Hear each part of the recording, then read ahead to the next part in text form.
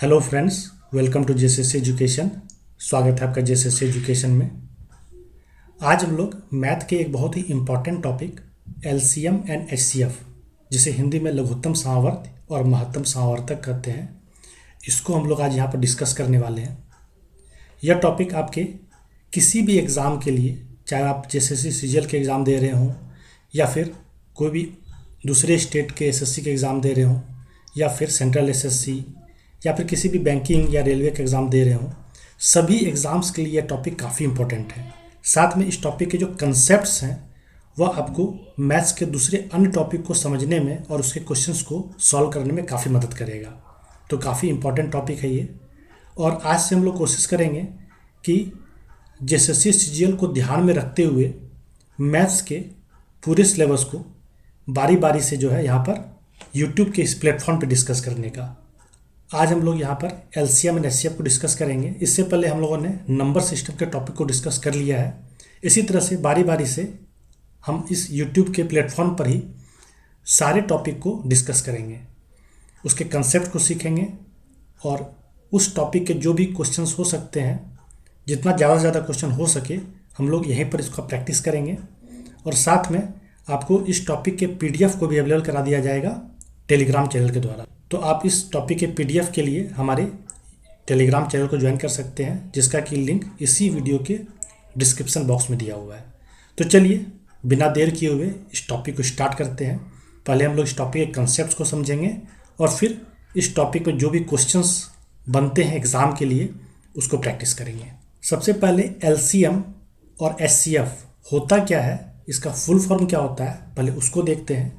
क्योंकि एक बार अगर आप इसके फुल फॉर्म को समझ लेते हैं एलसीएम एंड एचसीएफ के, तो काफ़ी हद तक जो है आपकी परेशानी दूर हो जाएगी।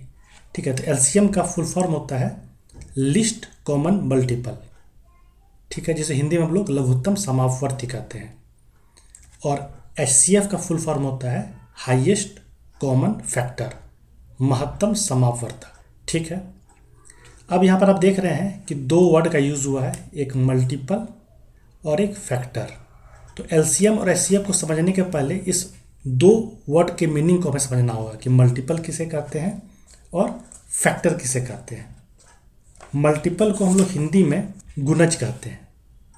जैसे एग्जाम्पल के तौर पर अगर लीजिए कि आपसे अगर पूछा जाए कि 4 का मल्टीपल क्या क्या हो सकता है, तो 4 का जो टेबल है उसको आप पढ़ते जाइए।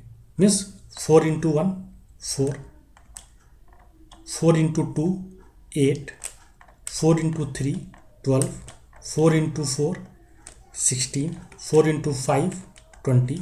तो यह इसका 4 का मल्टीपल है, मीन्स 4 का गुणज। गुणज कहने का अर्थ है कि जो भी मल्टीपल आएगा वो दिए गए नंबर से, इस नंबर से पूर्णतया विभाजित होना चाहिए, पूरा का पूरा भाग लग जाना चाहिए। ठीक है, 4 का कोई भी मल्टीपल हो, अगर उसको हम लोग 4 से डिवाइड करेंगे तो वह पूर्णतया विभाजित हो जाएगा। ठीक है, अब आपको मल्टीपल समझ में आ गया होगा कि गुणज किसे कहते हैं। अब दूसरा है फैक्टर, गुणनखंड। गुणनखंड किसे कहते हैं, तो इसको भी हम लोग एग्जाम्पल के तौर पे समझेंगे।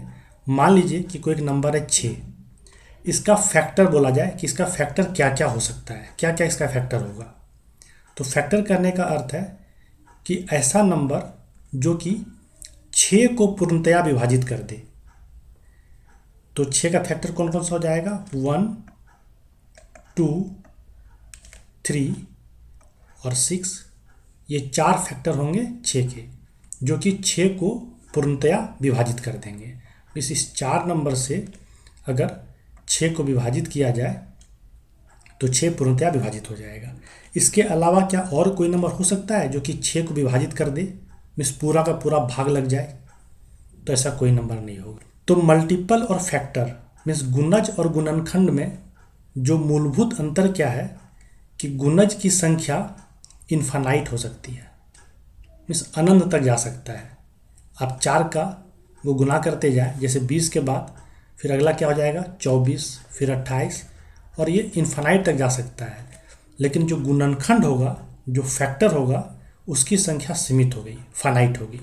जैसे 6 का यहाँ पर 4 जो है फैक्टर है, उसी तरह से आपको 12 का पूछा जाए तो 12 का फैक्टर क्या क्या हो जाएगा, 1 2, 3, 4, 6 और 12, यही होगा 12 का फैक्टर।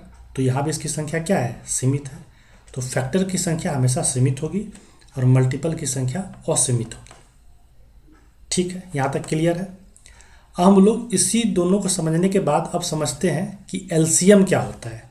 हम लोग आज यहाँ पर सिर्फ एलसीएम की बात करेंगे, मीन्स लिस्ट कॉमन मल्टीपल, लघुत्तम सामर्थ्य की चर्चा करेंगे। और नेक्स्ट क्लास में हम लोग फिर HCF means highest common factor को देखेंगे। ठीक है, तो हम लोग समझते हैं कि अब एलसीएम क्या होता है, लिस्ट कॉमन मल्टीपल क्या होता है। इसको समझने के लिए हम लोग 3 नंबर लेते हैं, 12, 15 और 30, और 12 का मल्टीपल जो है इसको लिखते हैं। तो 12 का मल्टीपल क्या क्या हो जाएगा, 12 का टेबल पढ़ते जाएं। 12 इंटू 1 12, 12 इंटू 2 24, 12 इंटू 3 36, 48, 60, इस तरह से ये 12 का मल्टीपल हो गया। उसी तरह से 15 का मल्टीपल देखें तो ये सभी 15 के मल्टीपल हो गए, 15, 30, 45, 60, 75, 90, 105। और उसी तरह से 30 के मल्टीपल को अगर लिखें तो ये आपका 30 का मल्टीपल हो गया, 30, 60, 90, 120, 150। अब आपको पूछा जाए कि 12, 15 और 30 का एलसीएम क्या होगा, लिस्ट कॉमन मल्टीपल क्या होगा, तो सबसे पहले तो आप मुझे ये बताएं कि 12, 15, 30 में क्या इसके मल्टीपल में कोई भी संख्या कॉमन आ रहा है, मीन्स ऐसा कोई संख्या है जो कि 12 का भी मल्टीपल हो, 15 का भी मल्टीपल हो और 30 का भी मल्टीपल हो।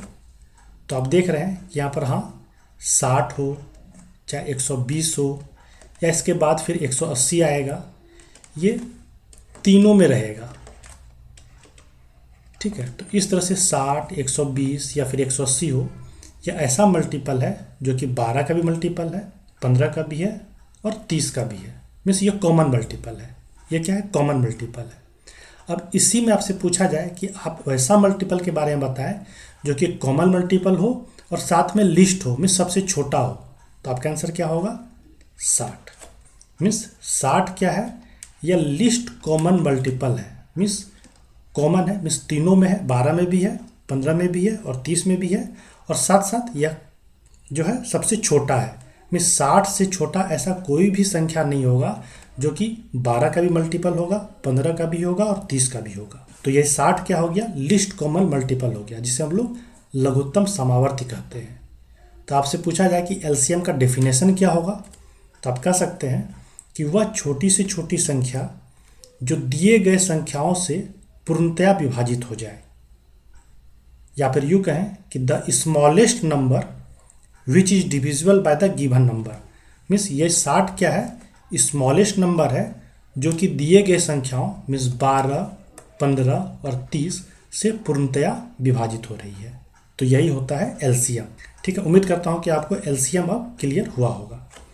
अब एलसीएम निकालने के कई सारे तरीके हैं, जिसमें कि 3 तरीका जो है वो काफ़ी महत्वपूर्ण है, काफ़ी इम्पोर्टेंट है, जो कि आप लोग सभी इसके बारे में जानते होंगे, पर एक बार हम लोग इसको यहाँ पर डिस्कस करेंगे। पहला तरीका है डिवीज़न मेथड। ये डिवीज़न मेथड आप लोग बचपन से ही पढ़ते आ रहे हैं, मीन्स स्कूल टाइम में आप जो एलसीएम निकालते होंगे वो डिवीज़न मेथड से ही निकालते होंगे। दूसरा है प्राइम फैक्टराइजेशन मेथड, जिसका कि उपयोग हम लोग अब से जो क्वेश्चन हम लोग सॉल्व करेंगे एलसीएम का, उसको हम लोग प्राइम फैक्टराइजेशन मेथड से एलसीएम निकालेंगे। और तीसरा तरीका होता है multiple of biggest number, means जो भी संख्याएं दी हुई हो उसमें जो बड़ा संख्या हो, सबसे बड़ी संख्या हो, उसका मल्टीपल निकालकर एलसीएम पता लगाना। तो हम लोग जो यूज़ करेंगे अब से वह प्राइम फैक्टराइजेशन मेथड और मल्टीपल ऑफ बिगेस्ट नंबर, इन दोनों की मदद से हम लोग एलसीएम के क्वेश्चंस को सॉल्व करेंगे। ये डिवीज़न मेथड काफ़ी आउटडेटेड हो चुका है, क्योंकि ये काफ़ी लेंदी मेथड होता है, तो इसको हम लोग उपयोग नहीं करेंगे।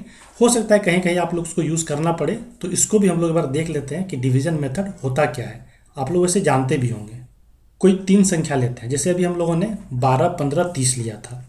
अगर इसको डिवीज़न मेथड से निकालने कहा जाए कि इसका एलसीएम कैसे निकालेंगे, तो उसको देखते हैं।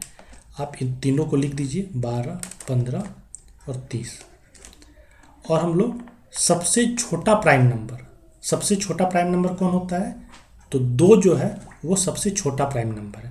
तो सबसे छोटे प्राइम नंबर से शुरू करते हुए हम लोग आगे बढ़ेंगे और डिवाइड करेंगे, और यह भी देखेंगे कि जब भी हम किसी नंबर से इस तीनों संख्या को डिवाइड कर रहे हैं तो कम से कम दो संख्या जो है वो डिवाइड हो रहा हो।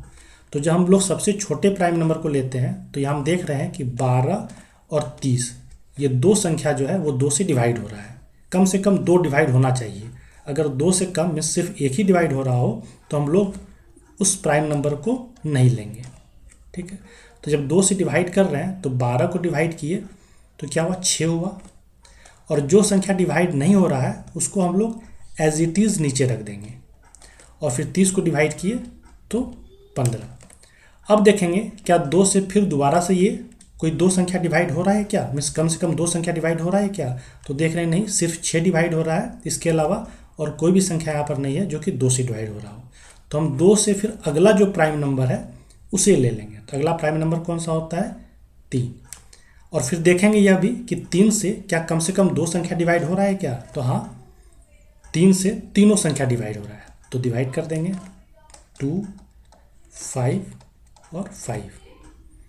उसके बाद फिर अगला प्राइम नंबर लेंगे, क्योंकि 3 से तो अब कुछ डिवाइड नहीं हो रहा है। अगला प्राइम नंबर है 5, और 5 से फिर डिवाइड करेंगे तो 2 तो डिवाइड होगा नहीं 5 से, तो 2 को एज इट इज़ रख देंगे, और ये 1 और 1। और हम लोग ये तब तक करते जाएंगे जब तक कि जो कि फर्दर डिवाइड अब ना हो।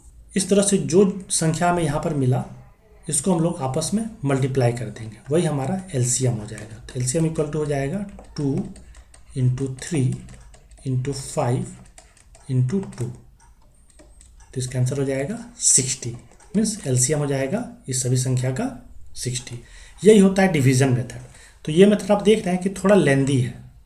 ठीक है, अगर बड़ा बड़ा संख्या दिया रहे, मीन्स यहाँ पर 12, 15, 30 था तो थोड़ी आसानी से ये निकल गया, पर इसी 12, 15, 30 की जगह थोड़ा अगर बड़ा संख्या दिया रहे तो ये मेथड थोड़ा लेंदी हो जाएगा। और ये मेथड हम लोग स्कूल टाइम में यूज़ करते थे, तो ये काफ़ी आउटडेटेड हो चुका है। तो इस मेथड को हम लोग ज़्यादा यूज़ नहीं करेंगे। हाँ, कभी ज़रूरत पड़े तो यूज़ कर सकते हैं, पर इसको हम लोग अवॉइड करेंगे। तो हम लोग यूज़ किस मेथड को करेंगे, तो हम लोग प्राइम फैक्टराइजेशन मेथड को यूज़ करेंगे।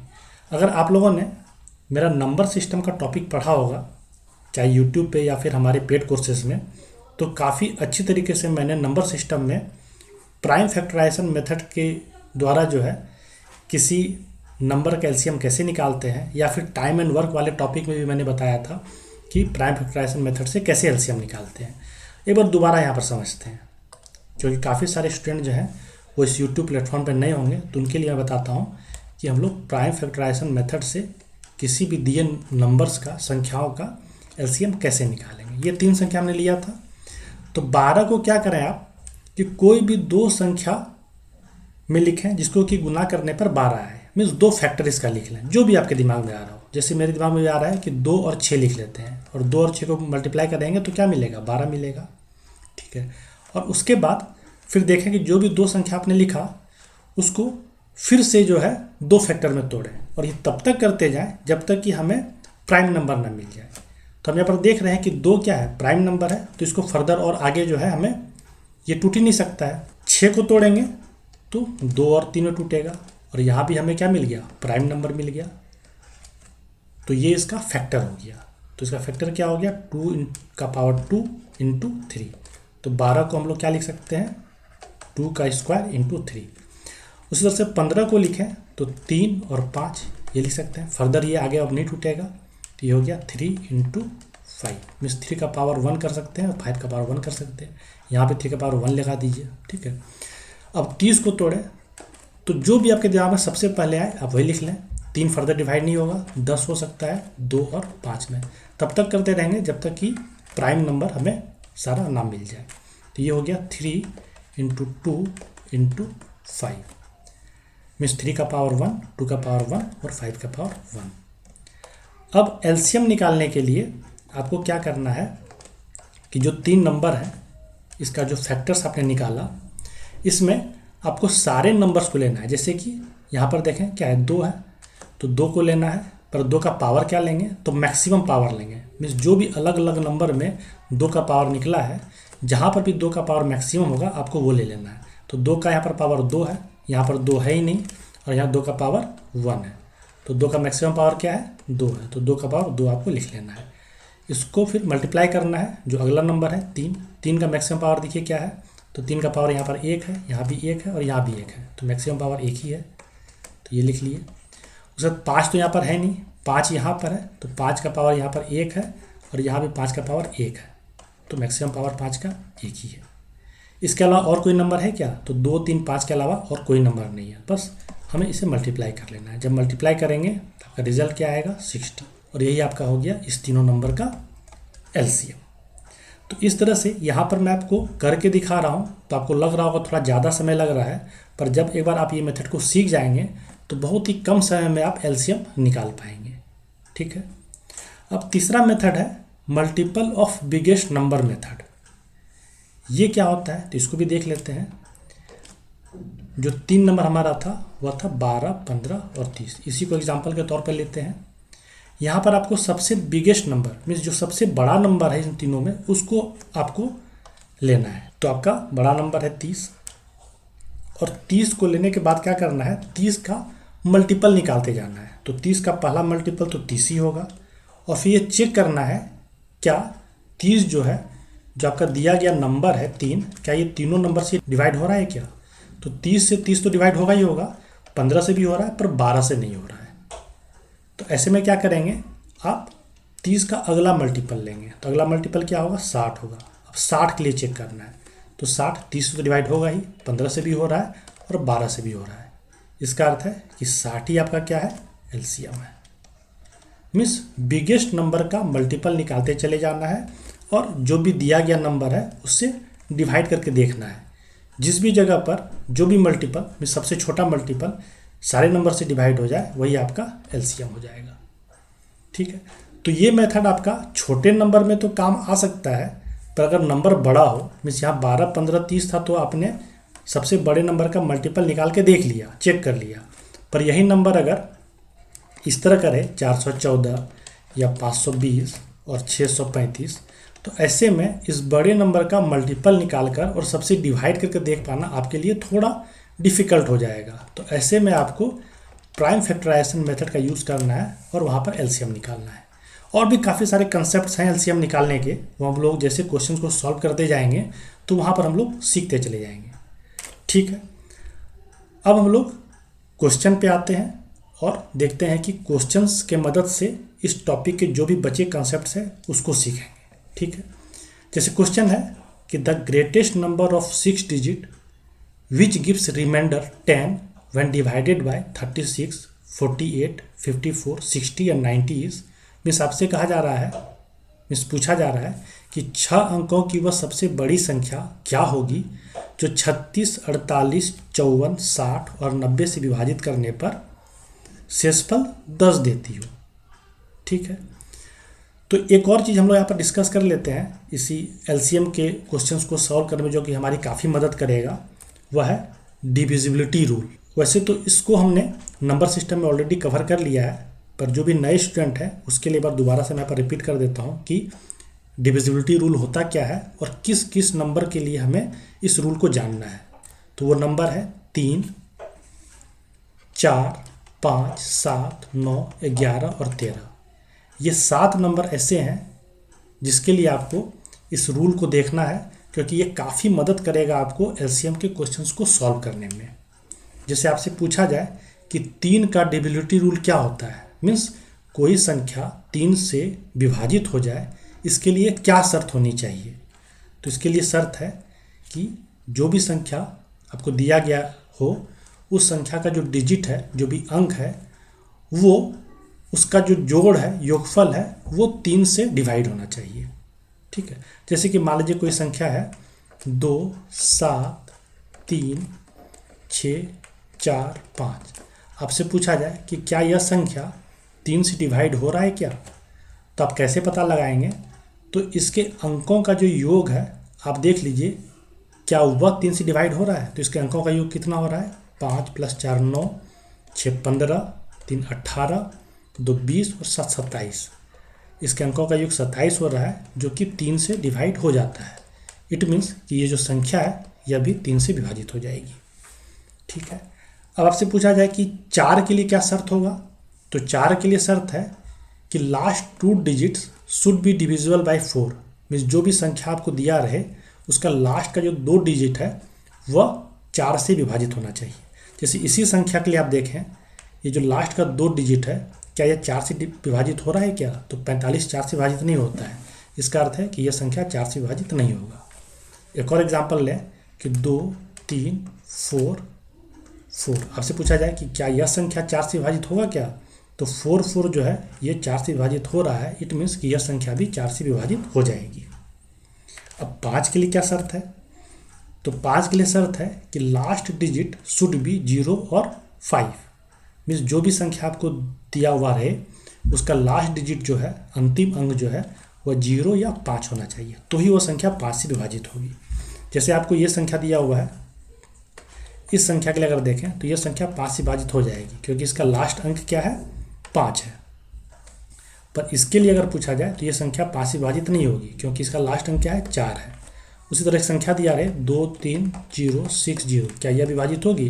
तो हाँ, यह भी 5 से विभाजित हो जाएगी क्योंकि इसका लास्ट अंक क्या है, 0 है। अब 7 के लिए क्या शर्त है? तो 7 और 13 के लिए एक ही शर्त है। शर्त क्या है कि make pair of 3 digits from right, add the alternate pair, find the difference, if divisible by 7 और 13 it should be divisible by 7 और 13। एग्जाम्पल से समझते हैं कि एक संख्या मान लीजिए आपको ये दिया हुआ है, आपको क्या करना है कि make pair of 3 digits from right, means इस तरफ से, राइट से आपको 3 अंकों का जो है पेयर बनाना है। तो पहला पेयर क्या हो गया, यह आपका पहला पेयर हो गया। दूसरा पेयर कौन सा है? दूसरा पेयर ये वाला हो गया। और तीसरा पेयर, यहाँ पर तो एक ही अंक बचा तो आप 2 0 यहाँ पर लिख दीजिए, कोई फर्क नहीं पड़ेगा इसके संख्या के वैल्यू पर। तो ये आपका तीसरा पेयर हो गया। तो 3 अंकों का आपने पेयर बना लिया। आपको अल्टरनेट पेयर को ऐड कर देना है, मीन्स इसको इसके साथ ऐड कर देना है और ये आपका अकेला रह जाएगा क्योंकि इसके लिए कोई और पेयर तो है नहीं, इसके आगे कोई अंक है ही नहीं। और इस सबको जोड़ देना है, मीन्स अल्टरनेट पेयर को जोड़ देना है, मीन्स 328 + 5 जब करेंगे तो योगफल कितना आएगा, 333। 333 में आपको जो दूसरा पेयर है इसको घटा देना है, 235 को घटा देना है। तो रिजल्ट कितना आ रहा है, 98। आपको चेक करना है क्या 98 जो है वो 7 से डिवाइड हो रहा है क्या? तो हाँ, 98 7 से डिवाइड होता है। इट मीन्स यह नंबर भी जो है वह 7 से डिवाइड हो जाएगा। ठीक है। उसी तरह 13 से देखिए, क्या 13 से यह नंबर डिवाइड होता है क्या? तो ये 13 से यह नंबर डिवाइड नहीं होता है क्योंकि 13 × 7 91, तो ये 98 डिवाइड नहीं होगा। तो 13 से डिवाइड नहीं हो रहा है तो यह नंबर भी 13 से डिवाइड नहीं होगा। ठीक है। एक और एग्जांपल देखते हैं। यहाँ पर देखें तो 3 का पेयर बनाए, तो पहला पेयर 968, दूसरा पेयर 651 और तीसरा पेयर 47। 0 लगा दें तो 047। तो 968 में आप 47 को ऐड कर दें और इसमें आपको क्या घटाना है, जो तीसरा पेयर बचा 651 इसको घटा दें। तो रिजल्ट क्या आएगा, 1015 - 651 घटाएं तो इसका आएगा 364। आप देखें क्या 364 7 से डिवाइड हो रहा है क्या? तो इसको करने के लिए एक और मैं आपको थोड़ा आसान तरीका बताता हूँ कि 364 को आप डायरेक्टली ऐसे जो भाग ला कर देखेंगे 7 से, इससे अच्छा है कि इसको आप थोड़ा तोड़ लें। कैसे तोड़ेंगे, तो इसको क्या लिख सकते हैं आप, 350 + 14 लिख सकते हैं। 364 को क्या लिख सकते हैं, 350 + 14। 350 इसलिए मैंने लिखा क्योंकि मैं देख रहा था कि 7 से अगर डिवाइड करना है तो 7 से 35 जो है वो डिवाइड होता है। तो 35 में 350 हमने लिख लिया और प्लस 14 इसमें जोड़ दिया, तो ये 364 हो गया। अब यह तो 7 से डिवाइड हो रहा है और यह भी 7 से डिवाइड हो रहा है। इट मीन्स कि यह भी 7 से डिवाइड होगा। मीन्स कोई भी अगर नंबर है, अगर उसको हम लोग तोड़ के लिखें, मीन्स ऐसे ऐड करके लिखें और वो दोनों अलग अलग जो है वो किसी नंबर से डिवाइड हो रहा है, इट मीन्स कि उसका योगफल भी उस नंबर से डिवाइड होगा। ठीक है। तो यह 7 से डिवाइड हो रहा है, मीन्स ये पूरा का पूरा नंबर भी जो है वो 7 से डिवाइड होगा। अगर 13 के लिए चेक करें तो 13 × 13 390 होता है, तो आप उसको 390 लिख लें और माइनस इसमें क्या घटाएंगे, 26 घटाएंगे तो 364 हो जाएगा। जिस तरह से ही जोड़ के लिए कंडीशन था उसी तरह से घटाव के लिए कंडीशन होता है कि अगर दोनों नंबर अलग अलग जो है 13 से अगर डिवाइड हो रहा है तो 13 से ये डिवाइड हो रहा है और ये भी डिवाइड हो रहा है, इट मीन्स इसका डिफरेंस भी 13 से डिवाइड होगा, मीन्स 364 भी 13 से डिवाइड होगा। ठीक है। अगर 364 13 से डिवाइड हो रहा है मीन्स ये नंबर भी 13 से डिवाइड होगा। ठीक है। तो ये सब अप्रोच आपको लगाने आना चाहिए कि 364 को डायरेक्ट आप 13 से करके देख रहे हैं, इससे अच्छा जो आपको अंक दिख रहा हो जैसे 390 वो आप आराम से कर सकते हैं कि वह 13 से डिवाइड हो, क्योंकि 13 इंटू 3 39 होता है। ठीक है।